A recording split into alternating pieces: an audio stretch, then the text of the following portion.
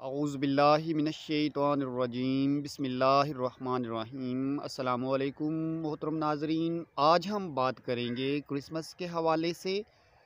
بہت سے مسلمان دوستوں کے ذہنوں میں کرسمس کے حوالے سے بہت سے سوالات جنم لیتے ہیں، جس طرح کہ کسی مسلمان کا کرسمس کا کیک کاٹنا، کرسمس کی مبارکباد دینا یا ایسٹر کی مبارکباد دینا یا میری کرسمس کہنا، ہیپی کرسمس کہنا، اس طرح کے بہت سے سوالات جو ہمارے ذہنوں میں موجود ہوتے ہیں، ان تمام سوالات کا جواب ہم آج کی اس ویڈیو میں دیں گے۔ برادران اسلام، سب سے پہلے تو ہم قرآن مجید کی ان تعلیمات کا خلاصہ اپنے ذہن نشین کر لیں کہ جو شرک اور بدعت کے حوالے سے ہمیں سکھائی گئی ہیں۔ قرآن مجید فرقان حمید میں اللہ رب العزت کا ارشاد ہے، قُلْ هُوَ اللَّهُ أَحَدٌ اللَّهُ الصَّمَدُ لَمْ يَلِدْ وَلَمْ يُولَدْ وَلَمْ يَكُنْ لَهُ كُفُوًا أَحَدٌ۔ کہہ دو کہ اللہ ایک ہے، اللہ بے نیاز ہے، نہ تو اس نے کسی کو پیدا کیا ہے اور نہ ہی وہ کسی سے پیدا ہوا ہے، اور کوئی بھی اس کا ہمسر نہیں ہے۔ قرآن مجید کی تعلیمات کا خلاصہ یہ ہے کہ اللہ رب العزت نہ تو کسی کا بیٹا ہے اور نہ ہی اس کا کوئی بیٹا ہے۔ عیسائیوں کا یہ عقیدہ کہ سیدنا عیسیٰ علیہ السلام نعوذ باللہ اللہ تعالیٰ کے بیٹے ہیں جو 25 دسمبر کو پیدا ہوئے۔ یہ عقیدہ بنیادی طور پر غلط، من گھڑت اور شرک پر مبنی ہے۔ کسی بھی مسلمان کا یہ عقیدہ ہرگز نہیں ہے کہ وہ سیدنا عیسیٰ علیہ السلام کو اللہ کا بیٹا سمجھے۔ عیسائی چونکہ سیدنا عیسیٰ کو اللہ کا بیٹا سمجھتے ہیں اور ان کے خیال کے مطابق سیدنا عیسیٰ کی پیدائش 25 دسمبر کو ہوئی، حالانکہ تاریخ سے یہ ثابت ہے کہ 25 دسمبر کو سیدنا عیسیٰ علیہ السلام کی پیدائش نہیں ہوئی۔ سیدنا عیسیٰ علیہ السلام کی پیدائش بہار کے دنوں میں ہوئی تھی۔ تو بہرحال اب چونکہ وہ سیدنا عیسیٰ کو نعوذ باللہ اللہ کا بیٹا سمجھتے ہیں اور 25 دسمبر کو ان کی پیدائش کی خوشیاں مناتے ہیں۔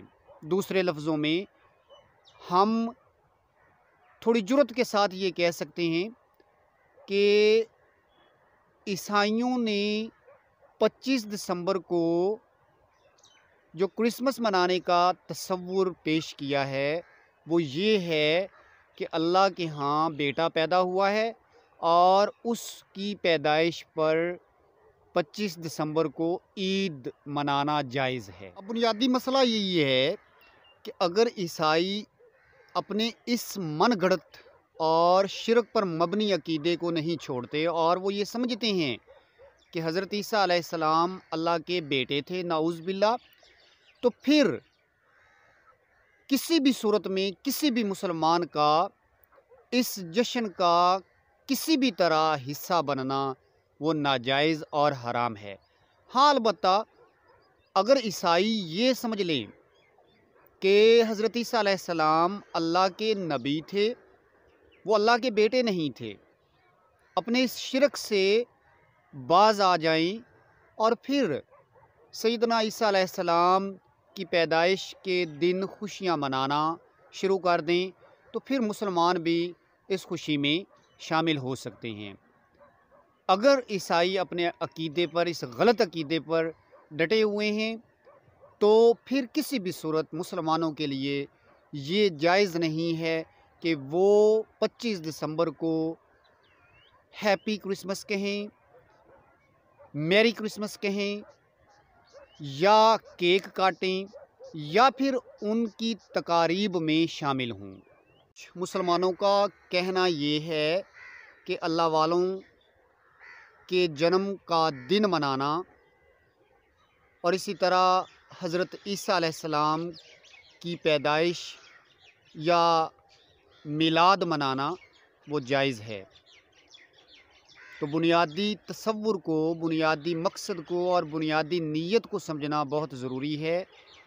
عیسائیوں کی نیت یہ ہوتی ہے کہ وہ سیدنا عیسیٰ علیہ السلام کی پیدائش کا دن اس مقصد کے تحت مناتے ہیں کہ آج کے دن اللہ کے ہاں بیٹا پیدا ہوا ہے۔ تو کیا ہم بھی اسی مقصد کے تحت سیدنا عیسیٰ علیہ السلام کا میلاد منانا شروع کر دیں؟ سیدنا عیسیٰ علیہ السلام یا کسی بھی دوسرے نبی، پیغمبر یا اللہ والے کی پیدائش وہ ہمارے لیے باعث راحت ہے، وہ دنیا میں اندھیروں کے خاتمے کا سبب بنی، وہ دنیا میں روشنی، ایمان اور سب سے بڑھ کر توحید کو پھیلانے کا سبب بنی۔ لیکن یہ تہوار ایسٹر ہو یا کرسمس ہو، یہ تہوار شرک پر مبنی تہوار ہیں، یہ تہوار اسلامی تعلیمات کے منافی ہیں، اور یہ تہوار من گھڑت ہیں، بدعت ہیں۔ خود بہت سے عیسائی گروہوں کے ہاں سیدنا عیسیٰ علیہ السلام کی پیدائش کا دن منانا وہ غلط ہے۔